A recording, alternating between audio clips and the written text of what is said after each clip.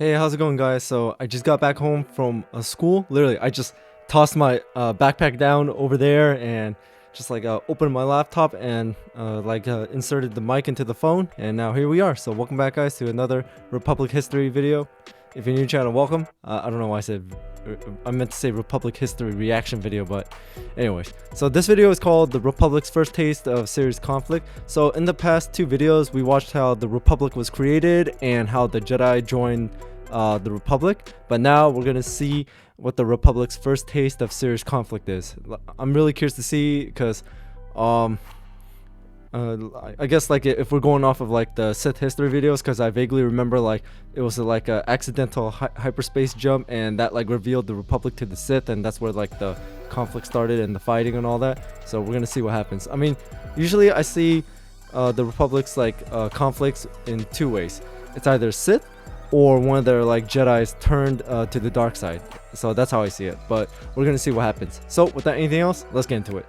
The Clone Wars, in many ways, were less one big conflict than they were a collection of thousands of more local grievances flaring up once more. Some, like the conflict between the Andoan Spivarolda and the Andoan Free Colonies, began only a few decades before the Clone Wars, but some were a continuation of truly ancient grievances which had troubled the Republic many times before. The Tion cluster's animosity toward the Republic is perhaps the most notable of these conflicts, and in this video, which is part of our series on the history of the Republic, we're going to explore what led to that region becoming the heart of the CIS.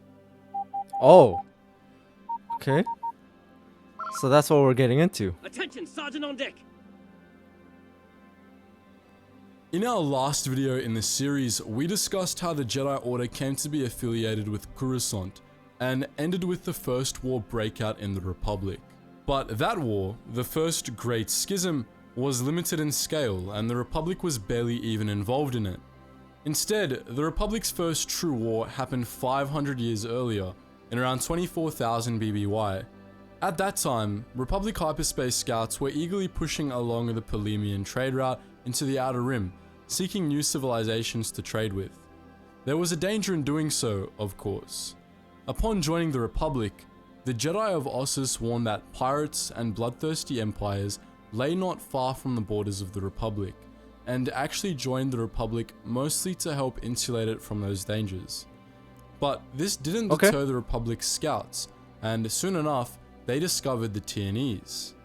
At the time, the Galactic Republic was still rather naive, possessing no real military aside from the small fleets maintained by some of the richer core worlds. So the Republic was not prepared at all. Lightly armed, and when they first made contact with the Tiernese, they did so in the hopes of establishing trade with their new neighbors. The Tiernese, on the other hand, were a completely different story.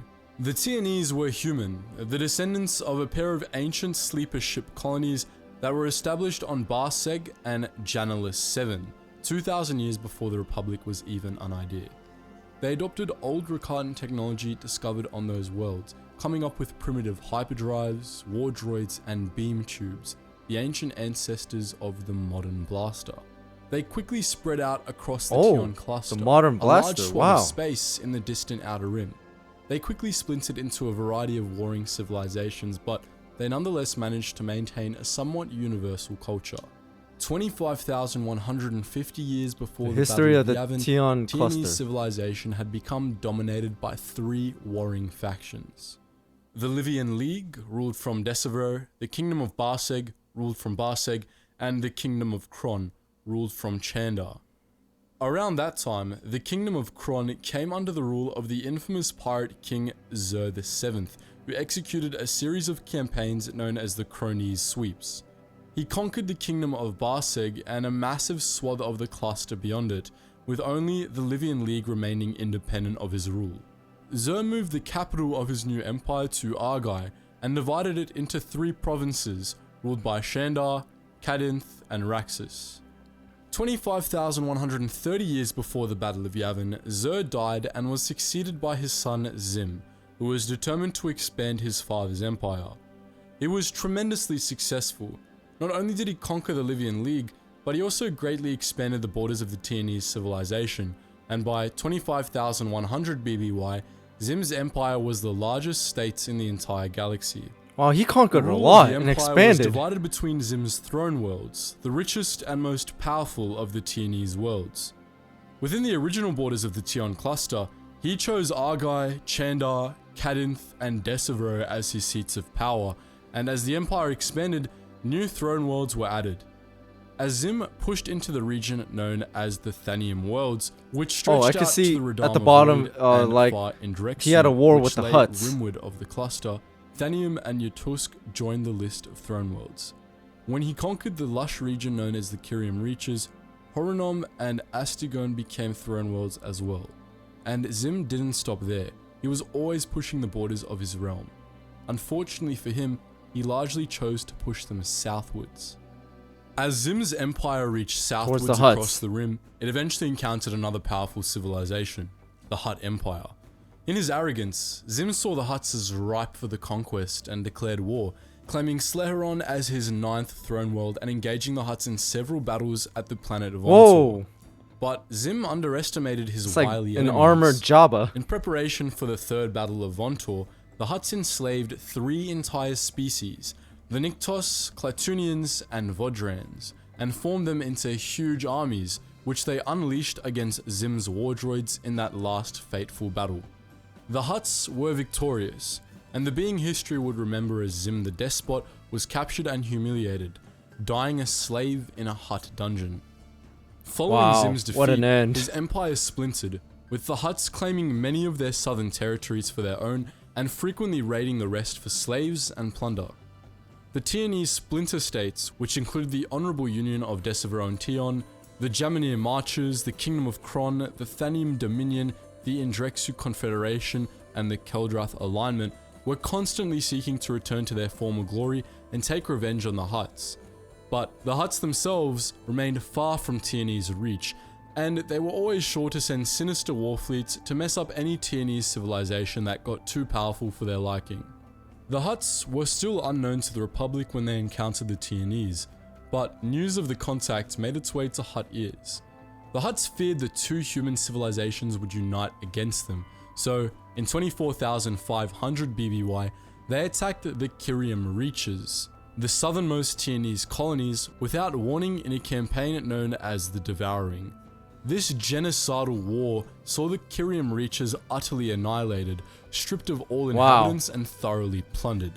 When Republic scouts eventually The Hutts are reached the ruthless. region, they named it the Ash Worlds. The Tierney's were still reeling from this genocide in 24,000 BBY, and as they began to learn more about the Republic, they saw an opportunity. The Republic was wealthy and technologically advanced, with better hyperdrive technology than either the Tierney's or the Hutts. Despite this, however, it didn't have a standing military, so some among the Tierney's hoped to conquer it and use its technology to exact revenge on the Hutts.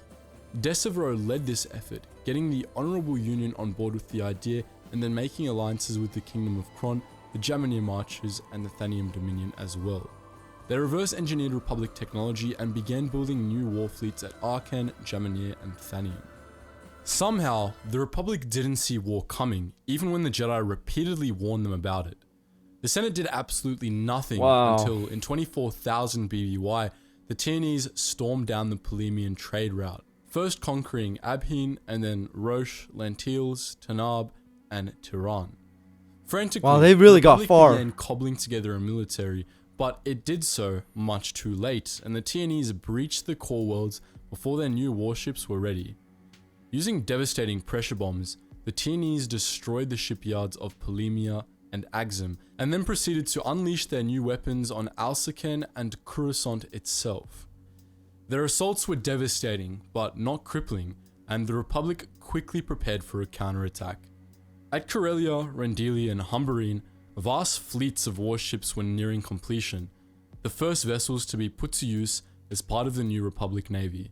The Tierney's foothold in the heart of the Republic was weak from the beginning, as their tactics were still based on those pioneered by Zim the Despot, who took inspiration primarily from his time as a pirate.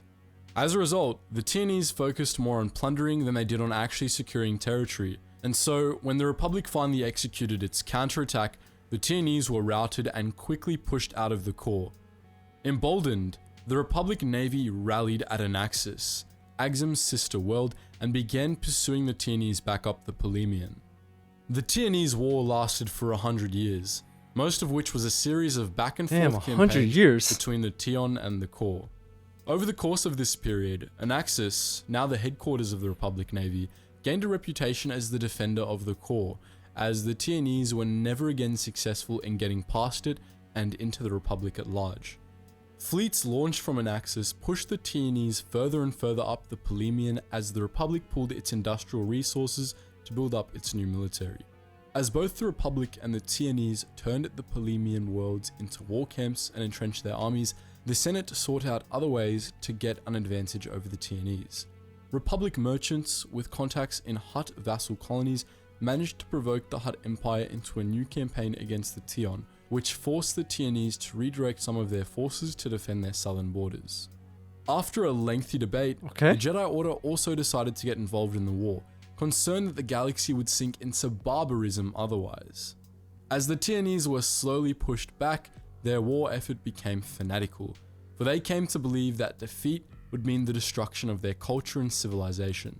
Their tactics came to incorporate sudden raids and even suicide attacks, which in turn further radicalized the Republic military, which adopted a strategy of total war.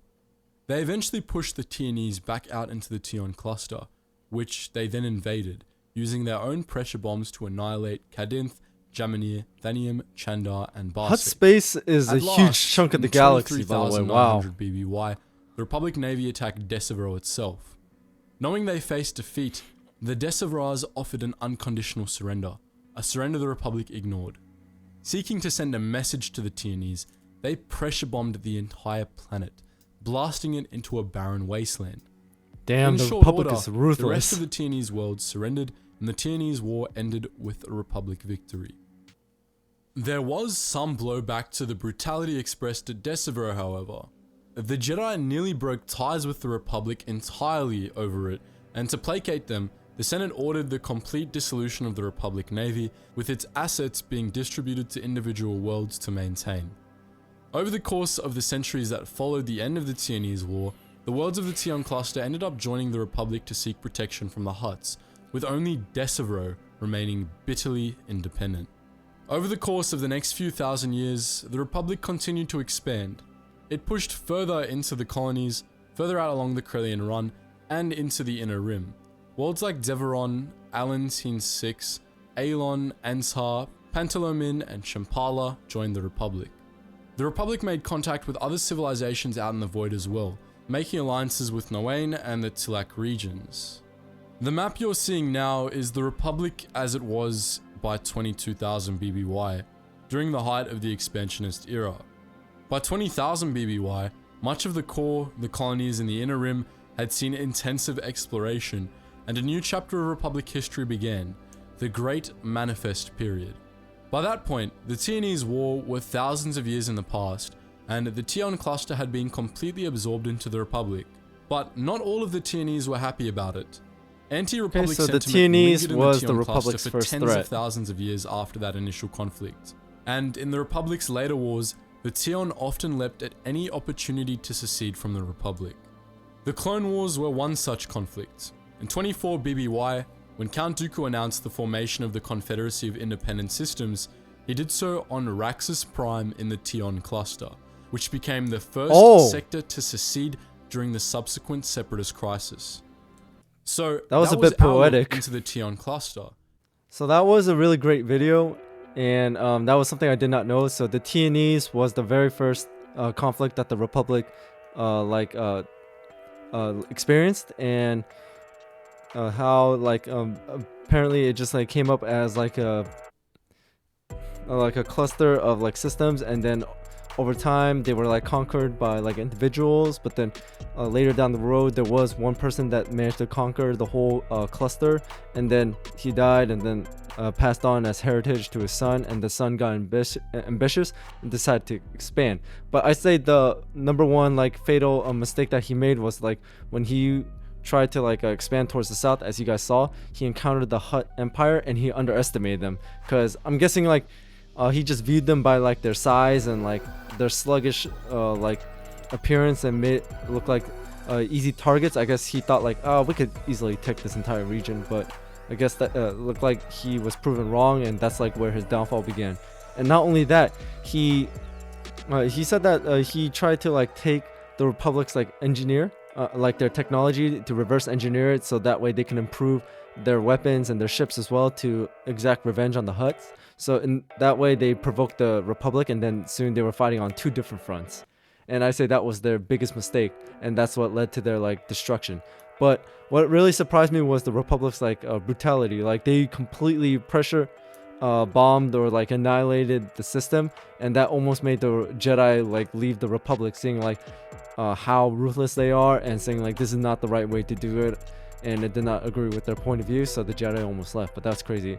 But what I really like at the end was how he mentioned that Count Dooku, when he created the Confederacy, the CIS, and he did it on Raxus Prime, which was one of the T&E systems. So basically the very first I don't want to say very first system, the very first place where the location of the Republic's very first conflict soon became the origin of the CIS. So in a way, I gotta say that was pretty poetic. So it was really cool to see how Count Dooku did it, but I don't know if he did it intentionally knowing that that's where the T&Es was, or he just like did it, that was like one of the systems they were able to do it on without like drawing attention to the Republic. Who knows? But either way, the T&Es really did get far into the core world if they almost reached Coruscant like that. But either way, it was really cool to see. This was a very informative video, and I'm really excited to see what happens next. So again, guys, thank you guys for watching. I hope you enjoyed this video, because I really enjoyed watching this as well. And also keep an eye out for more content, and also check out my other videos on my channel. And again, thank you guys so much for your continued support in this channel. I really do appreciate it, and I hope you guys are having an amazing day or night wherever you guys are, and I'll see you guys next time.